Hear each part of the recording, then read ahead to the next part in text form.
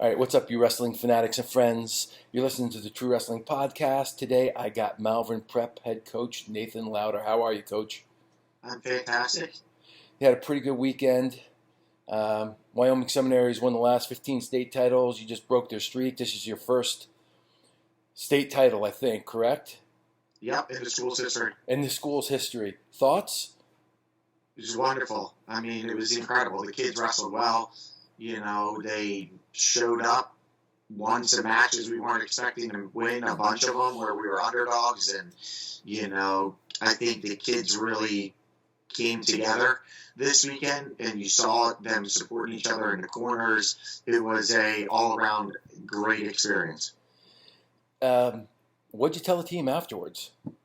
Not afterwards. We had a talk probably midday after the opening round on Saturday. And, I basically said, the ball's in their court. If everybody does what they need to do, we could go out and win them. Before the tournament, I didn't think we had a chance to some extent. But as the day progressed and we went 14 for 14 Saturday morning, meaning we won 13 of the semis and Lucas won the wrestlebacks. The momentum was on our side. We just had to carry it through to the finals. Now, you mentioned you didn't think it was going to happen. You graduated a ton of talent last year. You had Feldman, Waymeyer, Rogers, Connolly, Deary. I go on and on. At the beginning of the season, did you think this was possible? I knew we had everybody looked at it as hey, they graduated so much, but we still had a ton of talent still in our program. And the same thing for this year. We lose, 4 starters. I mean, we have some other guys that have done a lot that help us get where we are. We're a team, not a bunch of individuals. And, if you look at our lineup, freshmen came out and showed up this weekend, like Ryan Chamberlain, like Lucas Littleton, some of those younger guys. Conroy had a great match in the finals, was in and could have scored a couple takedowns, in my opinion, that was right there. Overall, we had 4 different kids in our starting roster than we did to start the season.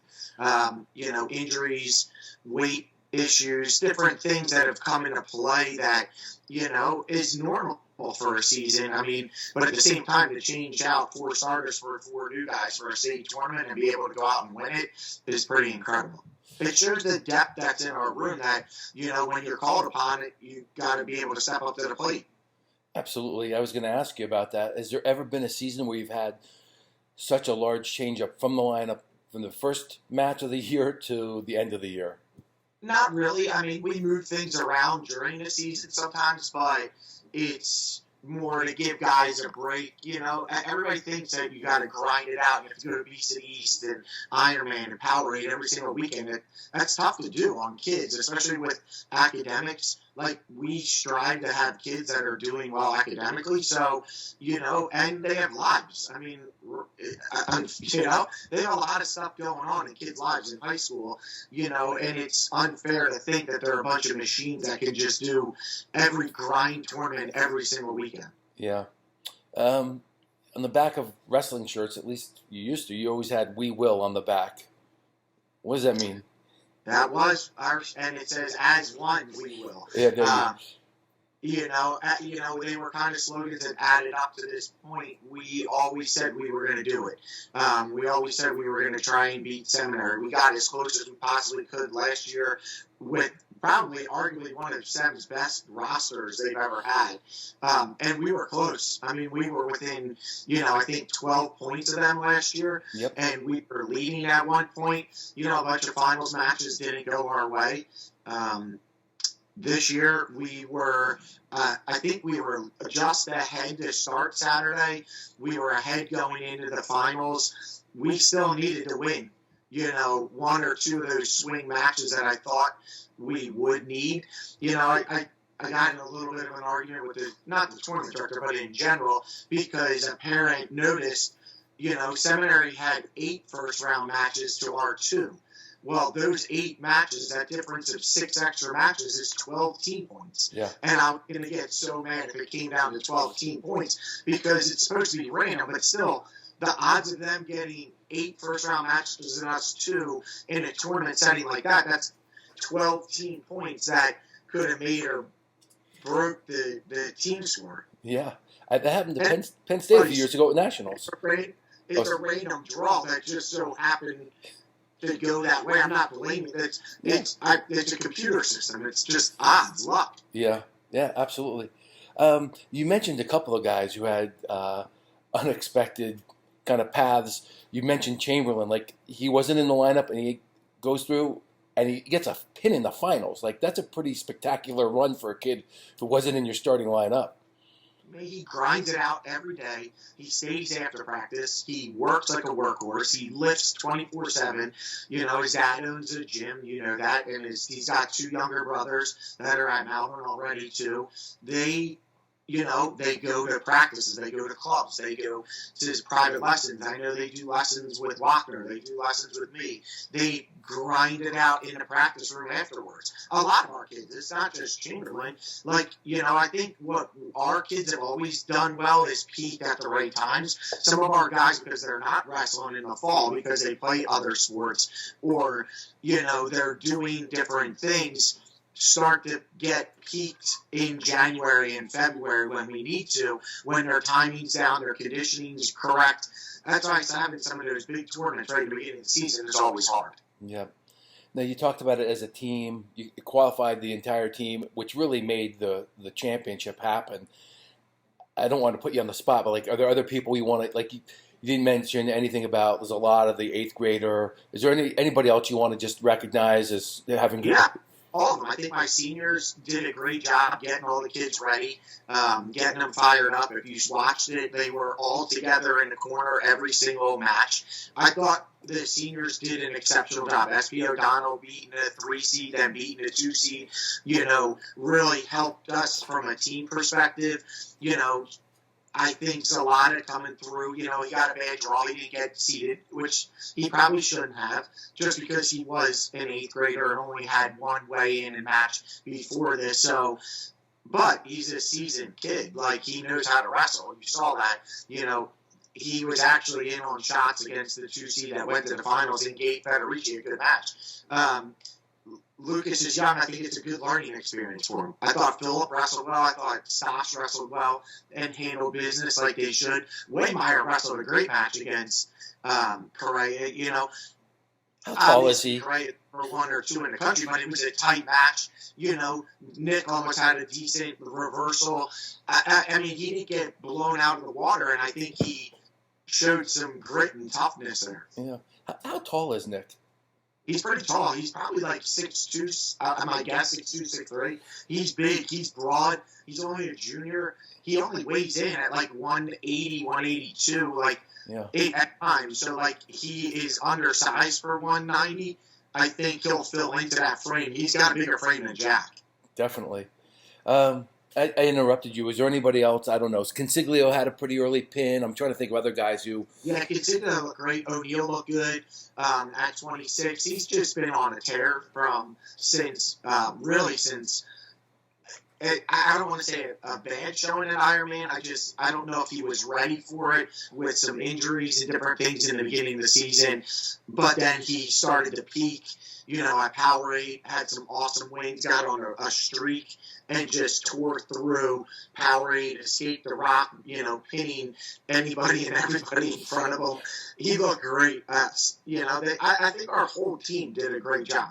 I don't want to say anybody did better than the other. I mean, we had 13 kids in the finals. That's a first for us. We had 6 state champs. I mean, I think the most state champs I've ever had was 4. So now that we had 6 was pretty nice. What was nice is to get, to some extent, if you look at the math, in all honesty, when we matched up against SEM, which we did in every weight class, if it were a dual meet, it looks like we would have won 33 to 22 or something like that. So I did the math because we literally wrestled in every weight class. Right, exactly. I mean, it's a pretty tough tournament, but you guys are clearly the cream of the crop. When you guys go up against them, does your kids... you give them a different message if they're going out against a SEM kid, or is it always just the same? It's always the same. Sam's a great team. They've got a great program. They've always done extremely well. They set the bar for us. They continue to work hard. Their coaching staff, like Will and Joe, are awesome. Like they've done a great job since Scott left. Cornell's a new coach that's come in. They obviously have kept what Scott left of them intact. Had a fantastic year last year, and they lost a lot too. Gabe Arnold, I saw, just won a state title in Iowa. They lost Myers, who's up at Cornell training. So, like, they lost a couple guys, but, you can only beat who's in front of you. Yeah. And, that's exactly what we did this weekend. We were ready for it. Our kids came out prepared, and they showed up when we needed to. Now, we talked about how much your lineup changed from beginning of the season to the end, and if you want more than one person or not here, I mean, who do you think are the most improved kids in your room? And is the improvement mental with confidence or wrestling or both? I think it's a combination of both. I think Rickard is having a great season. He has a lot of gritty wins. I think he would be one of my most improved guys that I would put out there in terms of improvement. Jack Consigley, even though he's there, he's beyond improved with the way he's getting to his offense. He is a fire plug in terms of his attitude and what he brings on the mat, how he works, even in a room. Our seniors have done a great job of, like, motivating kids, helping the younger kids. SP at practice is always one of those guys that's grabbing the younger kids, like a Chamberlain, or even a younger Chamberlain Jack, and working with even some of our 8th graders that are in the room. They do a good job being able to work with all the kids in a room, spreading out who they're working with and pushing each other to get better. Even after practice, we always have a thing like, don't be the first guy to leave and the last one to show up. Like, and you'll see it. You stay in our room after practice now, there's, it used to be 1 or 2 guys that would sit there, shadow wrestle, do work on drills. Now it's 8, 9, 10 of them staying afterwards. And to be honest with you, a lot of it has to do with my coaching staff. I'm probably one of the better, in my opinion, coaching staffs that I've had in the past, because I've got a lot of young guys like Nick and Matt Latanzi are back from Brown. Ben Toohey, who wrestled up at Penn State's in the room. Ira, Chris, Nate. They're always in the room helping, staying afterwards, working with kids, working on technique, seeing different things, fixing mistakes, fixing weaknesses. Did you go out and get these guys back in the room, or did they contact you? I mean, I never lose touch with my guys. Like, I talk to all my, even after it happened and we won this weekend, I probably got 15 texts from past wrestlers. Yeah. Like, all back from my first day coaching of, like, a Neil Willis to the most recent ones, obviously Feldman, Rogers, all of them writing me, the other day. The Devines, brothers that wrestled for me, Jack and Brendan. Brendan wrestled out at Northwestern. Like PJ Crane, all the Navy and Dalton, like everybody was writing me, like they were so excited, and it's good to see because they're still engaged. And they love Mountain. I mean, that's what it is. We're a family. It's a good culture. You want to be around it, and they still follow everybody. You mentioned a lot of guys. Some other guys, I think you mentioned Harkins, but Beard, Waymeyer, Delvecchio. These guys are all in college, not to mention some of the guys you already mentioned, Crane, and some past wrestlers who are out of school. Does it change the feeling in the room when you have so many people at the next level? It's fun because now it gives them something to work towards, and I'm sure you saw, but 2 of them wrestled each other this year with Waymeyer versus Beard. Yeah. I hated to see it, but, like, we were doing texts back and forth to each other, and, they're great about it. Mike was great about it, and so was Jack, and it's a learning experience, and, Jack saw Mike growing up was, a guy that was in the room that was that superstar that he looked up to, and then you're out there wrestling against them. Right. Like, it's crazy. But it's fun to see those kids go. We're not trying to create an army of wrestlers. I want an army of awesome individuals that are getting good education, making the most of their time, wrestling and doing well. And at the same time, when they're done, they're going to come back and give back to what gave them. So besides that, what other coaching messages are you giving in the room to get the kids ready to be great wrestlers and grown-ups? I think it has to do with just not being satisfied with where you're at, staying hungry, always wanting to improve, fixing weaknesses. If you get knocked down, like we did, we lost to Becca, right? That was a bad match for us. Like, not a bad match. I actually thought we wrestled well. I think Becca wrestled extremely well to what they needed to do. They had a job. They went out to do a job, completed it by not giving up bonus points on the matches where we've gotten bonus before. A lot of those matches are a flip the coin, as you've seen, back and forth. Yeah. You know, we win one, they win one. We win two, they win one. Like, you wrestle that match 10 times, you're going to get a different outcome every single time.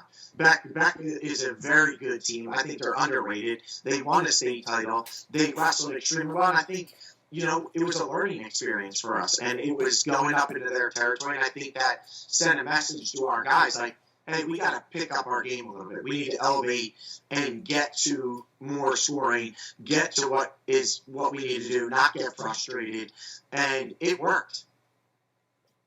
When you're coaching during a match or a tournament, do you ever pay attention to other teams' wrestlers? Not really. I mean, I try and look over at stuff when matches are going on. Like, I'm more interested in our own wrestlers. Like, there's a lot of times at tournaments that we have a bunch of guys wrestling at the same time. So, like, I was coaching Nick Waymeyer while Brian Chamberlain was in his semifinals match, and I'm screaming stuff to Brian Chamberlain's match. Yeah, I'm coaching Nick. So, like, the ref's like, what are you doing? I'm like, I'm watching that match. So, you know, I mean, wasn't dismissing Nick, but that huge swing match for us with Chamberlain. And it was nice to see him get out and avenge the loss he had earlier. You mentioned SP O'Donnell earlier. He didn't have quite the results, I think, during the season this year that he did last year, at least from watching. Had a really good tournament. And you talk about him keeping people late, like some of the Chamberlains working out with him. Can you talk about just who some of the other leaders are? I mean, I do think our seniors, Tommy Link has done a great job. Reed has done a great job. I think in general, all of our kids, I mean, that's what I'm trying to teach them is to be leaders, not a bunch of followers. I think the juniors and seniors especially have really stepped up, and even guys in the background, like, you know, Tyler Stubbs and some of the other guys that are maybe not our starters, but are on the mat in the room pushing each other to get there. I think it takes a whole team effort. I think there's guys that aren't on those rosters, but are still in the room practicing, which makes a difference, pushing every day. You know, you've got other guys that are very good quality guys that are constantly, like Matt Connolly, who was most of a starter for most of the season, and then lost the wrestle off late in the season with Duncan going down. You know, Duncan's been in the room, Jason McCauley, every day helping no matter what happened. They're there talking to the kids, working with the kids. You know, Chamberlain and Duncan were practice partners a lot of years. So that's why you see those guys be able to step up, because they've had great people that have helped get them where they are. National prep's coming up in a week and a half, 2 weeks? Oh. Yeah. No. We leave Thursday. You leave Thursday? Oh, it's this week. It's this weekend coming up. So yeah. It's a short week. What's practice like this week? Same as usual. We don't change anything up. There's nothing. We're not trying to do anything different. Like we never have. We're going to wrestle our same practice schedule: Monday, Tuesday, Wednesday. Grind out good practices, good conditioning. Thursday will be a little bit of a taper day because we have to leave to go to. Obviously, it's in D.C., which I'm not a fan of, but that's a whole different story. I would like to see it back in Lehigh. That's just my personal choice with the history and, you know, the area that it's in. I think it draws a really nice crowd of people that know wrestling. So we got to go down to D.C. It's a 2-hour trip down there. You know, we have skin checks back on Thursday night. We'll get a decent workout in and then ready to wrestle early Friday morning. Since you brought it up, is there a chance after this year it does move from D.C.? I hope we'll see. I mean, I think we'll vote. Like, states got moved from Mercersburg to Penn Charter for the next few years. They have a great, brand new facility, so I can't wait to see I haven't been there yet, but I heard it's beautiful, so I can't wait to see that facility. Plus, it's close to home, so it's not like a trip 3 hours out to go wrestle, because we already travel a lot as it is. So we'll see what happens. the Penn Charter building on the virtual tour looks pretty. I mean, it looks like a college facility. Like Yeah, it's it's beautiful from what I heard. yeah. Um, what do you like talking about most with wrestling?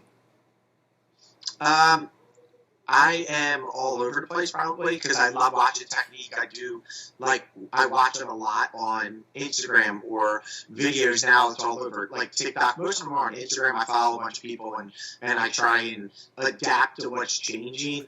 I love talking to the parents. Like a lot of the dads I'm really close with and have been good friends. Whether it's in season, out of season, in the summer, hanging out, going fishing, or whatever it is. I think that's what I like to talk about.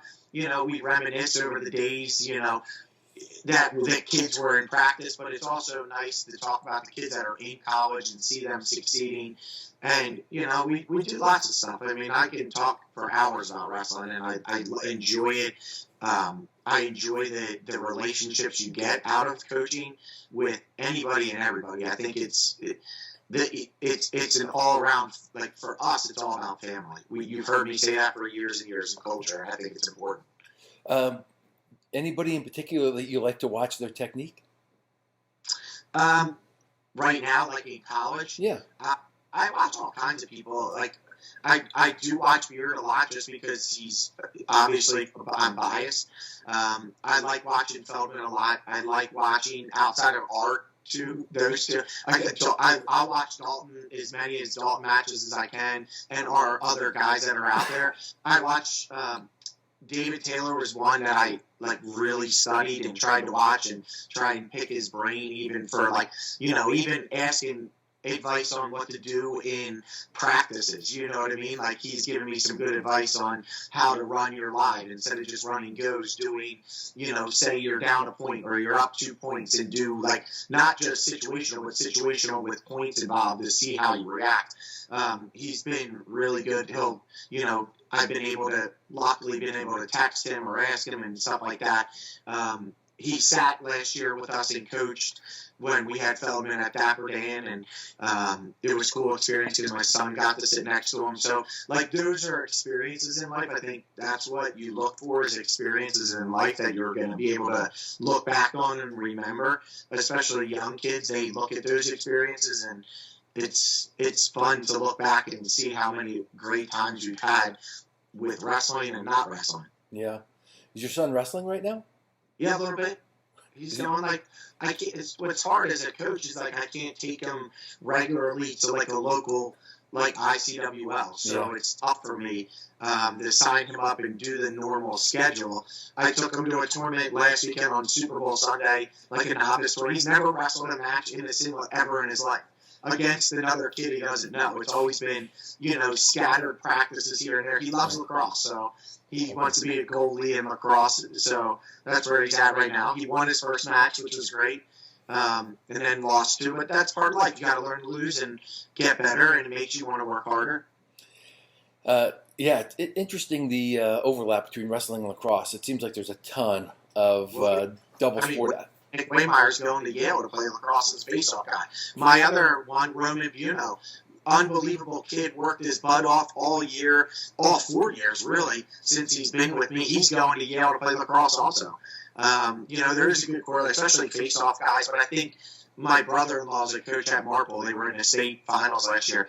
He said that the rules have changed a little bit. It used to be being down, grinding out, so the wrestlers were real good in the stands. So it'll be interesting to see how that changes. But, Waymeyer's a house. He's a ridiculous face-off kid. He starts on Malvern's team, who's ranked, top 5, top 10 in the country. Yeah. Not as high as you guys, though. No, not. I'll argue. I wasn't expecting to be where we are. Honestly, I thought we'd be a top 15 team this year in the country, and now we're sitting at 5 or 6, somewhere in that range. I think, I'm hoping we get some consideration after beating Sem pretty much heads up. To some extent that would bump us, but it also is one tournament. So just like when Becca beat us, they didn't jump us because of one match.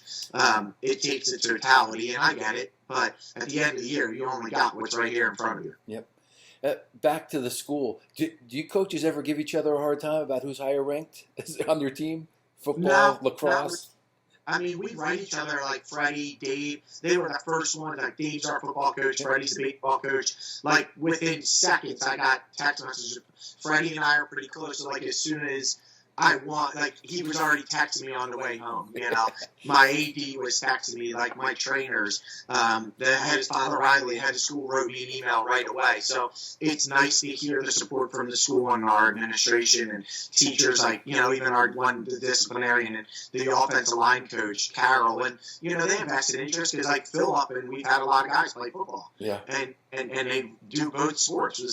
It's when you're at a prep school and when you're in high school, it's important to play two sports. I think you burn kids out by just doing one 12 months a year, 6 days a week.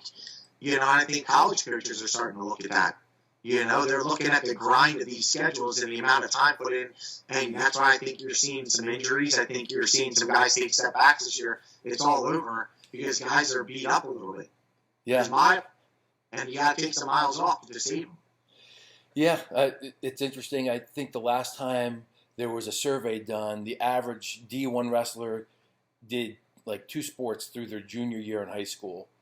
And I've just anecdotally heard that that's dropped down to 1 sport. So I'm going to be doing a college survey after the season just to see where we're at with, because I think you're right.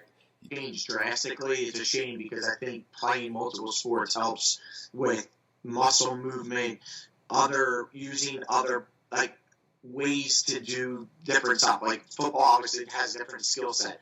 You know, cross has different skill sets with hand-eye coordination and running. Soccer, whatever it is, they all offer a different, unique set of skills, and they help in overall, you know, talent. Yeah. And, you know, I do think at some point you have to focus on it, but at the same time, if you've got a kid that can change it by maybe your sophomore or junior year, start to focus, that's where you can hone in and start to really see like where you're going to be. Yeah. A couple more questions. Anything I should have asked you? No, I mean, it's great. Okay. And like, if you had to pick one person that is an interesting wrestling person that I should talk to, who would it be? Anybody? An interest? I love Lautar. He cracks me up. He's an interesting dude. You know him extremely well. You know, I talk to Schaefer a lot. I love talking to Scott Green. He offers a different perspective. You know, now that he's in a college room, it's great to have a conversation with him about wrestling and where he thinks. You know, Kevin Ward's at Army's great to talk to. I talk to Sean Gray a lot at Princeton. My one guy that I talk to probably the most is Zach Ray at Lehigh.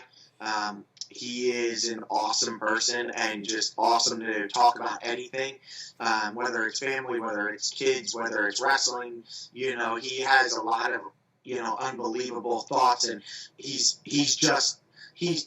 a good dude, and you know, I'm glad that I've made those relationships over the years. Awesome. Anything for the Malvern Prep fans?